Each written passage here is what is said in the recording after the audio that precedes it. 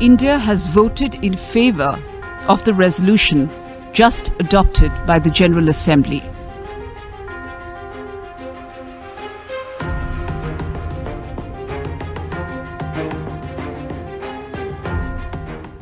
ये नहीं सोचा जा रहा था कि इंडिया पैलेस्टीन की सपोर्ट में जो है वो उसमें वोट करेगा, लेकिन ऐसा हुआ। मैं ये समझती हूँ कि इंडिया ने ये बड़ी एक राइट साइड चुनी है और इंडिया की जो फॉरेन पॉलिसी है उसको सैल्यूट करना चाहिए इस मौके पर। जो इंडिया की जो आपने बात की है ना कि उन्होंने बड़ा अपने से स्टांस लिया है, बड़ा उन्होंने किया है, वो तो उनके लोगों ने प्रोटेस्ट किया है। आप कभी देखें उनके बड़े जितने भी हैं ये मुंबई बड़े बड़े सिटीज़ हैं, उन्होंने स्ट्रॉन्ग स्टांस दिया है। मैचेस में भी आपने देखा होगा कि विराट कोहली जब एक लड़का भागता आ रहा था, वो इस डर से इस खौफ से उनकी आवाम ने वो तब निकले, वरना वो एज अ स्टेट इंडियन वो कभी नहीं वो इसराइल के अगेंस्ट जा सकते थे। एक चीज बहुत अच्छी सामने आई है, अगर इंडिया फलस्तीन को सपोर्ट कर रहा है तो इससे इंडिया और पाकिस्तान दोनों के रिलेशनशिप्स जो है थोड़े बेटर हो सकते हैं। बिल्कुल हाँ, ये बहुत अच्छी बात है लिटरली। लाइक ये तो मैं बहुत ज़्यादा इंस्पायर कि उन्होंने इस तरह की, और ये बहुत अच्छी बात है कि हिंदू मुस्लिम होके, एक हिंदू कंट्री होके जिनका प्राइम मिनिस्टर यहूदी, उनके पॉलिटिशियंस मतलब उस मुल्क को संभालने वाला यहूदी, उन्होंने मुसलमानों के लिए इतना बड़ा कदम उठाया, उनकी मदद की। और यहाँ पे हमारे मुसलमान क्या कर रहे हैं? पैलेस्टीन जो है उसने शुक्रिया अदा किया, थैंकफुल हुआ है इंडिया का। इसकी वजह यह है कि गजा पर जो यूएन जनरल असेंबली में रेजोल्यूशन लाई गई, जिसमें अब कई एक दफ़ा पहले भी लाई गई लेकिन वीटो होती रही और कामयाब नहीं हो सकी कि सीज फायर हो गजा में, लेकिन अब ये रेजोल्यूशन कामयाब हो गई है। और इसमें कहा यह जा रहा है कि बहुत ही ज़बरदस्त तरीके से कामयाब हुई है। उसमें आप ये जान सकते हैं कि 193 मेंबर्स थे, उसमें से 153 ने in favour of cease fire के वोट किया और 10 ने अगेंस्ट सीज फायर वोट किया और 23 जो थे उन्होंने एब्सटेन किया। ये तो अपनी जगह पर, क्योंकि इसमें ज्यादा वो कंट्रीज थे कि जिन्होंने एब्सटेन करना था उन्होंने एब्सटेन किया है, जिन्होंने अगेंस्ट होना था अगेंस्ट ही रहे थे वो हमेशा, और वो कंट्रीज के जिन्होंने फेवर में किया उनमें से मैक्सिमम ऐसे थे जो हमेशा फेवर में ही थे। लेकिन एक ऐसा कंट्री कि जो हमें ये नजर आ रहा था कि इजराइल के बहुत करीब है इंडिया ने अनएक्सपेक्टेडली, या आप ये कह सकते हैं कि किसी को इसकी जो है वो, यानी ऐसा नहीं था, वैसे तो उनका कई एक दफा पैलेस्टीन के हवाले से बड़े वाजे जो हैं स्टेटमेंट्स आती रही, लेकिन फिर भी ये नहीं सोचा जा रहा था कि इंडिया पैलेस्टीन की सपोर्ट में जो है वो उसमें वोट करेगा, लेकिन ऐसा हुआ। मैं ये समझती हूँ कि इंडिया ने ये बड़ी एक राइट साइड चुनी है और इंडिया की जो फॉरेन पॉलिसी है उसको सैल्यूट करना चाहिए इस मौके पर, कि आप ये देखें कि इंडिया की इजराइल के साथ क्या जबरदस्त दोस्ती है, कैसे कमाल के ताल्लुकात हैं, क्या उनकी एग्रीमेंट्स हैं, क्या ट्रेड है और कैसे डेकेड्स टू डेकेड्स वो एक दूसरे के साथ खड़े हुए नजर आए। लेकिन इसके बावजूद इंडिया ने इस वक्त अगर ये स्टेप लिया है तो उसकी वजह क्या है, ये मैं नहीं, आपको वो बताएंगी कि जिन्होंने इसके ऊपर इंडिया की तरफ से रिप्रेजेंट किया और बताया। जरा सुनिएगा कि क्या कहा गया है। The situation that this august body has been deliberating upon has many dimensions. There is the terrorist attack in Israel on 7 October and the concern for the hostages taken at that time. There is an enormous humanitarian crisis and the large-scale loss of civilian lives, especially of women and children. There is the issue of observing international humanitarian law in all circumstances. And there is the endeavor to find a peaceful and lasting two-state solution to the long-standing Palestine question.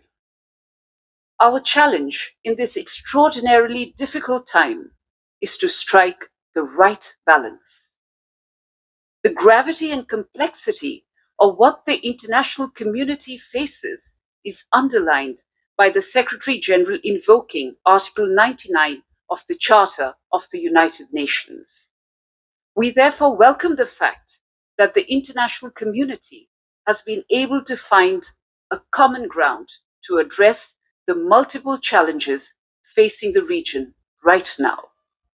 वाह, मैं इसके ऊपर clap करना चाहूंगी। Right balance, जो उन्होंने ये बात की, मैं इससे यही समझती हूँ कि इंडिया ने इस वक्त राइट बैलेंस देखा है। यही वजह है कि मैंने कहा कि सल्यूट करना चाहिए उनकी इस जो फॉरेन पॉलिसी है उसको, कि अपने बहुत गहरे दोस्त होने के बावजूद उन्होंने ये कहा कि इस वक्त ये मामला जिस हद तक पहुंच चुका है, वहां पर 18,000 से ज्यादा जो है वो हलाकतें बताई जा रही हैं, जिसमें उन्होंने कहा कि जो विमेन एंड बच्चे हैं उनकी इस्तेसाल हो रहा है वहां पर। जंग में ऐसा ही होता है सबसे ज्यादा।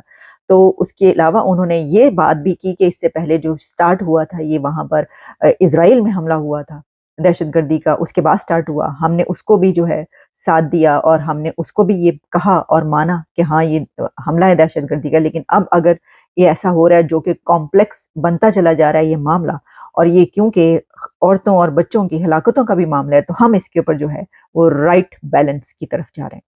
तो मैंने ये कहा कि ये देखिए, जितने कंट्रीज थे ना उन्होंने कहाँ पर खड़े होना था, कौन सी साइड लेनी थी, सबको मालूम था। जो फेवर में थे वो फेवर में रहे, जो अगेंस्ट थे वो अगेंस्ट रहे, और जो जिन्होंने एब्सटेन करना था एब्सटेन किया। लेकिन इंडिया ने एब्सटेन नहीं किया। इंडिया एब्सटेन कर सकता था बड़े इजीली, लेकिन उसने नहीं किया।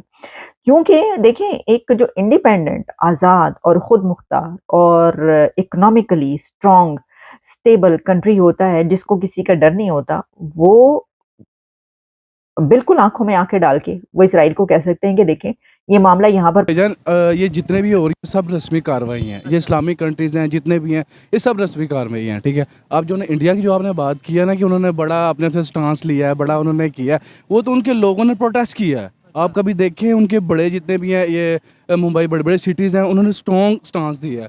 मैचेस में भी आपने देखा होगा कि विराट कोहली जब एक लड़का भागता आ रहा था, वो इस डर से, इस खौफ से उनकी आवाम ने वो तब निकले, वरना वो एज अ स्टेट इंडियन वो कभी नहीं वो इसराइल के अगेंस्ट जा सकते थे, ठीक है। जहाँ तक आपने पाकिस्तानी की इधर से एक चीज़ तो ये साबित होती है, फिर अगर लेट्स सपोज आपकी बात भी मान लें तो इसका मतलब ये तो है कि इंडिया की पब्लिक जो चाहती है गवर्नमेंट फिर वही करती है। ये बात तो फिर हमें माननी, अगर आपकी हाँ जी, जितना भी है वो जमहूरियत डेमोक्रेसी है। हमारे यहाँ पे क्यों नहीं? हमारे यहाँ पे ये आप देखें, आप झंडा लेके नहीं निकल सकते, ठीक है। फलस्तीन का कोई यूनिवर्सिटीज का आप दिखा दें, कोई आप प्रोटेस्ट कर रहे हो, इस टाइम बीइंग पाकिस्तानी एटमिक मुल्क है हमारा, इस लिहाज से मेरे ख्याल से इस टाइम ऐसा हर जुम्मे को पूरा पाकिस्तान ब्लॉक होना चाहिए था। नहीं, उससे प्रैक्टिकली क्या फ़ायदा होगा? मतलब लेट्स सपोज हर जुम्मे को पूरा पाकिस्तान, हालांकि स्टार्ट में बड़े जलसे जुलूस, बड़े जो उनसे रैलीज निकली भी हैं, यहाँ पे बड़ी बड़ी ऐसी जमात हैं, मजहबी जमात, सियासी जमातें जिन्होंने इस्लामाबाद में रैलियाँ निकाली और प्रोटेस्ट किए, लेकिन हमें हमारी बात का इंटरनेशनल लेवल पे क्या असर पड़ता है? और एज़ कम्पेयर टू इंडिया की अगर बात करें, लेट्स सपोज आज इंडिया खड़ा होकर ये कहता है यूनाइटेड नेशंस में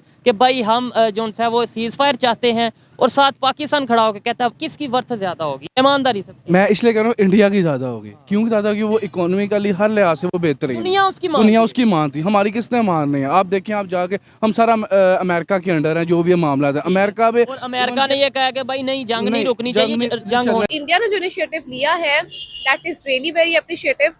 मुस्लिम कंट्रीज भी सब इंस्पायर होंगे और होना भी चाहिए जी। So thank you very much India for supporting us and thank you so much. हम लोग अगर वो दुनिया में 76% ऑफ अप्रूवल में फर्स्ट नंबर पे आ रहा है, दुनिया ने देखा तो आया ना। मैं कहती हूँ मोदी ना, Indian peoples are lucky to have a PM like Modi.